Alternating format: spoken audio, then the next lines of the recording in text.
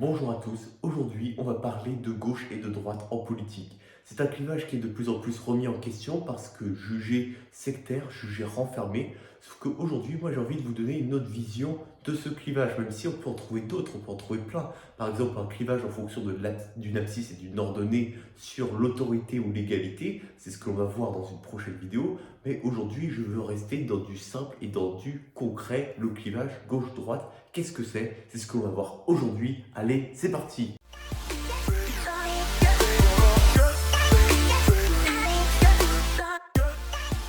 Donc, le clivage gauche-droite, qu'est-ce que c'est? Eh bien, en fait, pour donner une définition de la gauche et de la droite, il faut déjà donner ce que les autres personnalités politiques pensent.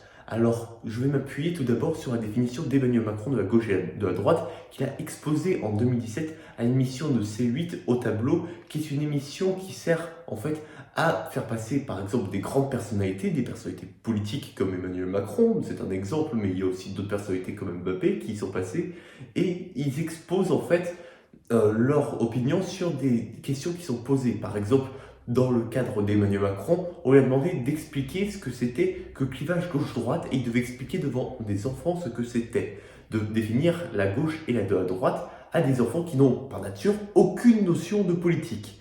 Et bien là, Emmanuel Macron, dans ce cadre, a déclaré que la gauche serait attachée à l'égalité et la droite serait attachée à la liberté. C'est une vision très simpliste, et ce qui est normal, on est devant des enfants, mais qui est très représentative en même temps de sa façon de penser, vu que Macron s'est toujours dit soit au centre de l'échiquier politique, soit au-dessus du clivage gauche-droite qui ne serait plus sa référence. Sauf qu'en réalité, c'est totalement faux et c'est ce qu'on va voir dans cette vidéo. Mais pour revenir sur sa version Emmanuel Macron, en quoi elle est critiquable? Eh bien en fait, avec sa version, Emmanuel Macron exclut tout un pan de la politique du clivage gauche-droite. Je parle notamment des idéologies fascistes et de leurs courants, dont certains que je n'ai pas le droit de citer en vidéo sur YouTube. Vous voyez duquel je veux parler. Et les courants fascistes seraient, dans ce cas-là, en dehors du clivage gauche-droite, vu que Mussolini n'est pas reconnu pour avoir été un des grands prêcheurs de l'égalité, mais en même temps, la base de l'idéologie fasciste, c'est limiter le plus possible la liberté individuelle au profit du collectif, au profit de la nation. Dans le cas du fascisme, il n'y a pas le droit d'y avoir de liberté individuelle, de liberté de la presse, de liberté d'opinion ou d'association. Ce qui fait qu'en fait, ce fascisme serait en dehors de tout regroupement politique à gauche ou à droite. Ce qui est problématique, vu que, on le rappelle, la majorité de la population définit le fascisme comme étant une idéologie d'extrême droite. Notre démonstration a donc permis de démontrer que le clivage proposé par Emmanuel Macron n'est pas bon parce qu'il exclut les idéologies, notamment d'extrême droite, du champ politique. Il faut donc maintenant trouver une nouvelle solution pour discerner une gauche et une droite. Celle que je vais vous proposer là, celle qui est retenue par la majorité des analystes politiques et de la population de manière générale, ce serait un clivage économique. Le clivage économique le plus important que l'on pourrait discerner en 2024, ce serait un clivage économique autour de la propriété, c'est-à-dire la droite qui serait pour la propriété privée et la gauche pour la propriété collective. Le problème, c'est que déjà, on ne sait même pas de quelle propriété on parle, parce que des anarchistes comme Proudhon étaient par exemple pour une propriété personnelle, notamment des biens immobiliers. Ce qui fait que des anarchistes seraient moins de gauche que des communistes marxistes, ce qui est en général pas le cas. En général, les anarchistes sont qualifiés à l'extrême gauche du champ politique. Cette vision du clivage gauche-droite a aussi un autre défaut, c'est qu'il ne prend pas en compte la spécificité de certains sujets à gauche ou à droite en dehors de l'économie. Je pense par exemple aux droits des femmes, aux droits des LGBTQIA, à l'immigration, la sécurité, la géopolitique. Tout ça sont des sujets qui sont pourtant essentiels à la nation et qui pourtant ne seraient pas positionnables sur ce clivage. Alors les personnes favorables à ce système rétorqueront qu'il y a des personnes de gauche qui sont contre le féminisme, qui sont même sexistes. Par exemple, Proudhon était un très grand sexiste, et qu'à l'inverse, on a à droite des personnes qui sont plus tolérantes sur ces sujets-là, qui sont plus ouvertes. Par exemple, un centre droit libéral qui serait beaucoup plus ouvert à l'immigration, aux droits des LGBTQIA, etc. Et donc c'est pour cela qu'on ne pourrait pas distinguer ces sujets-là sur un axe gauche-droite. Mais en fait, c'est totalement faux parce qu'en fait, ça voudrait dire que le clivage gauche-droite est le même depuis la Révolution.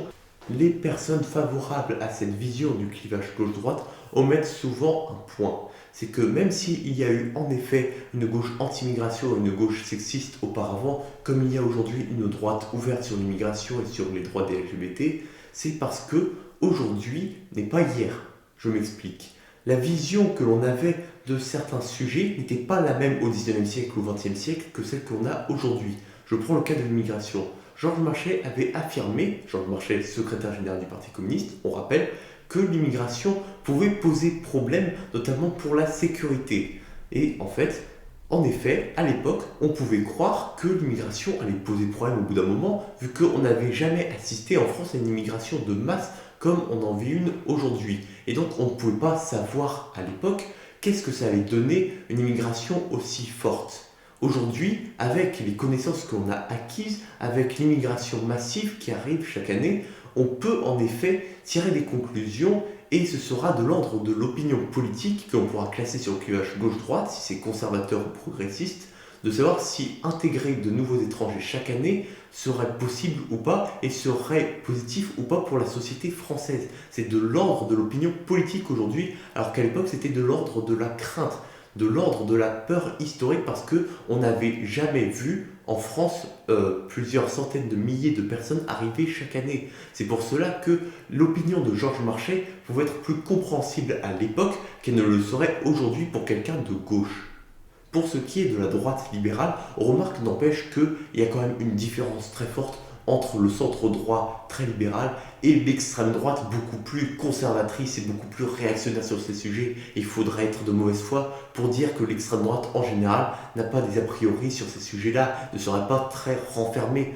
On admettra qu'il n'y a aucune personne, aucune personnalité politique d'extrême droite qui propose de soutenir des mesures progressistes en faveur du droit des LGBTQIA, en faveur du féminisme, du droit des femmes. Au mieux, l'extrême droite considérera que le principal combat pour le droit des femmes, c'est la lutte contre l'immigration, et donc là, on attaque un autre sujet. Cette extrême droite est donc aussi totalement fermée contre l'immigration. On ne verra jamais une extrême droite favorable sur ces sujets-là à l'intégration de nouveaux immigrés en masse. Donc il y a quand même une fermeté sur ces sujets-là de la part de l'extrême droite et le centre droit serait plus ouvert parce que serait moins attaché à un instant présent. C'est ce que l'on verra après avec ma vision et celle de Tizimit, un très bon youtubeur politique, sur ce sujet-là. Il est temps donc que je vous expose ma définition du clivage gauche-droite. C'est une définition que je tiens de Tizimit, le youtubeur politique qui est spécialisé sur l'esprit critique et sur les sciences humaines, dont je vous invite à aller visiter sa chaîne. Donc ma vision du clivage gauche-droite. En fait, pour moi, la gauche serait le camp du progressisme, c'est-à-dire la volonté de créer un monde nouveau que l'on pense meilleur. A l'inverse, la droite serait le camp du conservatisme ou de la réaction, c'est-à-dire soit la volonté de conserver les choses telles qu'elles sont à l'heure actuelle, ou la volonté de revenir en arrière sur certains sujets, voire tous. Donc, plus on est à droite, plus on veut revenir en arrière, alors que plus on est à gauche, plus on voudrait créer un monde nouveau, différent de celui tel qu'il est actuellement. Selon moi, cette définition permet d'englober la plupart des idéologies politiques, mais il exclut tout un pan de la politique, ce serait le centre, parce que être du centre, ça voudrait dire ni vouloir créer un monde nouveau, ni vouloir le préserver tel qu'il est, ni revenir à un état passé. Donc ça n'a rien à voir avec ce clivage que j'ai créé, bon, pas que j'ai créé, que j'ai emprunté à ses limites, mais bref, ça n'a rien à voir avec ma définition. En fait, ceux qui se disent du centre ne s'y réfèrent pas du tout. Cette définition-là est une définition spécifique à quelques analystes en politique. La vision généralisée est autour de l'économie et en général, ceux qui se définissent du centre ont une ligne plutôt modérée par rapport à la gauche ou à la droite, c'est-à-dire qu'ils sont en général pour une propriété privée, mais sont pour quelques redistributions des richesses pour protéger les plus faibles. Et c'est donc pour cela qu'il y a un centre qui s'est créé. Mais en réalité, le centre va toujours plus pencher à gauche, c'est-à-dire dans les mesures sociales ou dans les questions sociétales, ou pencher à droite, c'est-à-dire vouloir revenir à un état passé, c'est-à-dire par exemple les 30 glorieuses, et ce avec la diminution des impôts, avec la diminution des charges sur les sociétés, bref, revenir avec des mesures à la société telle qu'elle était il y a quelques dizaines d'années, ou vouloir la maintenir telle qu'elle est actuellement, même si à l'heure actuelle, dans les programmes politiques, aucun parti politique ne veut rester sur la société telle qu'elle est actuellement. Tous les partis proposent le changement. Et donc c'est pour cela que la gauche va toujours s'allier en général avec son centre gauche, et que la droite va s'allier avec le centre droit. Donc l'alliance en général dite de la droite et du centre serait une alliance entre la droite et le centre droit, alors que le centre gauche sera plus tourné vers des alliances avec la gauche. C'est pour cela notamment que le parti radical de gauche a scissionné du parti radical. Son objectif était de rejoindre le parti socialiste et le parti communiste dans l'alliance des gauches, dans le programme commun, pour finalement aboutir à la victoire de 1981. Alors que le parti radical, de son vrai nom, le parti radical originel, s'est toujours allié à des partis de droite, c'est-à-dire tour à tour le RPR, l'UMP, puis les LR, parce que ce serait l'alliance entre le centre droit et la droite. Au regard de l'histoire, le centre aura toujours eu une tendance à pencher plus d'un côté ou de l'autre. Je pense par là notamment à l'histoire du parti radical qui en est très représentatif. Le parti radical au début était à l'extrême gauche du champ politique. C'était en 1870 l'extrême gauche parlementaire, c'est-à-dire ceux qui ne pouvaient s'allier qu'avec la gauche républicaine et n'auraient jamais pu faire un gouvernement avec le centre ou le centre droit. Donc c'est pour cela que en 1870, le parti radical était à l'extrême gauche. Puis il s'est peu à peu recentré jusqu'à arriver à, juste avant la Première Guerre mondiale, à être le centre-gauche. Je m'explique. C'est-à-dire que au cours du XIXe siècle et du début du XXe siècle, le parti radical a tout obtenu de ses revendications, c'est-à-dire une république parlementaire. Normalement, il était censé être sans le Sénat, ce souhait, sauf que finalement, quand on finit par obtenir une majorité au Sénat, on aime bien le garder, on aime bien garder une chambre qui nous est toujours favorable. Ensuite, l'école gratuite, laïque et obligatoire, obtenue via les lois Ferré de 1882. Ensuite, une séparation des églises et de l'État, finalement obtenue en 1905 avec la rupture du Concordat. Et à la fin, un impôt redistributif sur la fortune en 1914 pour financer la Première Guerre mondiale. C'est donc toutes ces revendications que le Parti radical a obtenues, et finalement, au fur et à mesure, il s'est recentré, puis est passé à ce que moi j'appellerais le centre-gauche puis le centre-droit. C'est-à-dire, au centre-gauche, sa volonté était de préserver les acquis des luttes précédentes, puis il est passé, au fur et à mesure du XXe siècle, au centre-droit jusqu'à aboutir, avec le programme commun, avec la scission du Parti radical de gauche, à devenir un parti réellement conservateur, ne voulant aucune remise en cause du système tel qu'il était. Le réel conservatisme, au sens originel du terme, c'est-à-dire vouloir ne rien changer, c'était et c'est toujours le parti radical. Alors qu'au XIXe siècle et au début du XXe siècle, c'était un parti tout à fait progressiste et très novateur. Alors il y a bien eu une période où le parti radical était capable de faire des alliances aussi bien à sa gauche qu'à sa droite.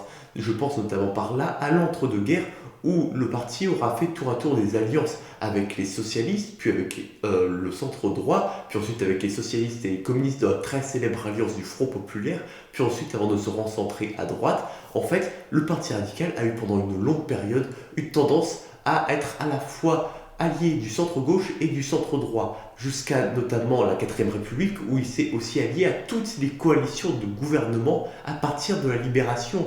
Il n'aura eu aucun problème à s'allier tour à tour avec les socialistes et communistes, puis ensuite à s'allier avec les républicains sociaux, qui, on rappelle, sont des anciens gaullistes qui ont scissionné du parti du RPF du général de Gaulle. Donc, en fait, le parti radical était, à l'après-guerre et pendant l'entre-deux-guerres, un parti qu'on aurait pu qualifier de vraiment centriste, mais en fait c'était surtout une lutte d'influence entre les différents courants du parti qui tanguaient plus à gauche ou à droite et qui a fini par la rupture du programme commun. Je ne vais pas faire le détail de tous les partis ou de toutes ces idéologies dites centristes qui sont passées tour à tour de la gauche à la droite, où je ne vais pas revenir sur le positionnement de chaque parti. Ça, ce sera pour de futures vidéos. Mais ce que je voulais aujourd'hui, c'était de réellement vous apprendre des choses sur le clivage entre la gauche et la droite et de vous donner une définition qui puisse vous permettre d'avoir un regard critique sur tous les observateurs politiques et sur tous les courants politiques. Et donc, en tout cas, à mon avis, ma vision est celle la plus représentative de tout le champ politique au fil de l'histoire. Et donc j'espère qu'elle vous aura permis, vous aussi, d'avoir une vision sur ce clivage. On pourra revenir évidemment sur l'histoire de chaque courant, on pourra faire une vidéo même sur le vocabulaire en politique, ça c'est une vidéo que je souhaiterais faire aussi. Mais j'espère en tout cas que d'ici là, vous aurez appris quelque chose. J'espère que cette vidéo vous aura beaucoup plu. Si c'est le cas, n'hésitez pas à mettre un gros like, à vous abonner, à partager cette vidéo, à partager ma chaîne. Sur ce, moi je vous dis à la prochaine. Ciao!